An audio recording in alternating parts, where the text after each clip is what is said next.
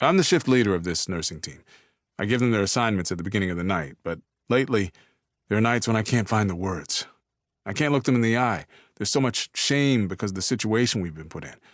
This virus is a monster to treat, even if you've got every resource in the world at your disposal. And we're being sent out there half naked. We're getting crushed every night. I stand in front of the other nurses, stumbling through their assignments. I'm sorry you have to go out and deal with all this. Overwhelmed would have been a good word for this hospital a week or so ago, when the pandemic was just starting. Now we're beyond that. We're way out of our depth. This virus went from being nothing but a rumor a month ago to taking over our whole emergency room. Sinai Grace is the hardest-hit hospital in downtown Detroit, and it wasn't prepared. We're understaffed. We're running out of masks and protective gear. We have so many nurses out sick with the virus, and we haven't replaced any of them. Who wants to come to work here right now? At best, it's going to be a nightmare. At worst, it's a death sentence. We don't have the resources to handle this. Each one of my nurses should be taking care of 4 to 6 patients during a shift. That's what it says in the handbook. I'm sending them out to care for 15 or 20 people in critical condition. It's criminal. It makes me physically sick.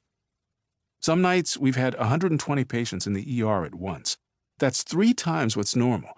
It's one emergency code after the next. We've been putting double beds in rooms, beds in hallways, beds in closets, until eventually we ran out of beds. Some people are sitting in wheelchairs in the hallway now. We have extension cords running everywhere to try to get oxygen to all these people. Patients sometimes sit in the waiting room for a full day after they've been admitted because that's the only chair left. And these aren't normal patients. Half of them look like they're going to drop any minute. The acuity with this disease is way higher than what we normally see. It used to be that most people on ventilators would go up to the ICU because that's their specialty. But now the ICU is full.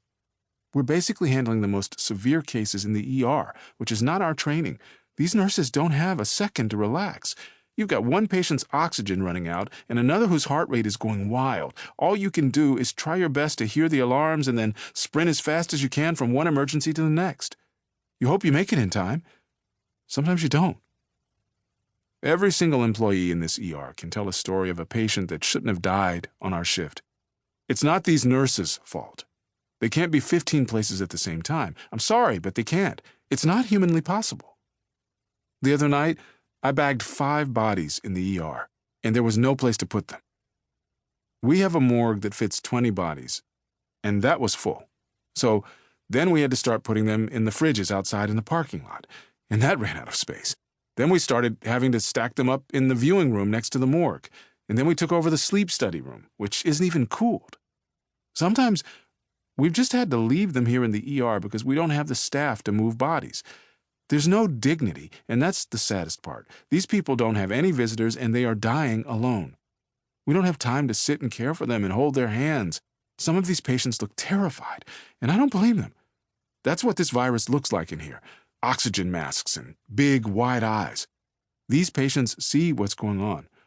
I force myself to come back to work every night, and I wonder, are any of the other nurses going to show up? Why would they? How could they? And then they do show up, and they look at me, and I feel like I should have some kind of answers or a solution to give them. They deserve that.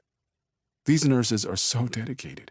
They love this community, and that's the only reason they keep coming back. But none of the management in this hospital is here at night to deal with our concerns. Our ownership group is someplace out in Texas. We've complained and complained, but we've basically been left alone to cope with this. I'm just a nurse, and I have to be the one standing in front of them before we go back out onto the floor for another 12 hours in this waking nightmare.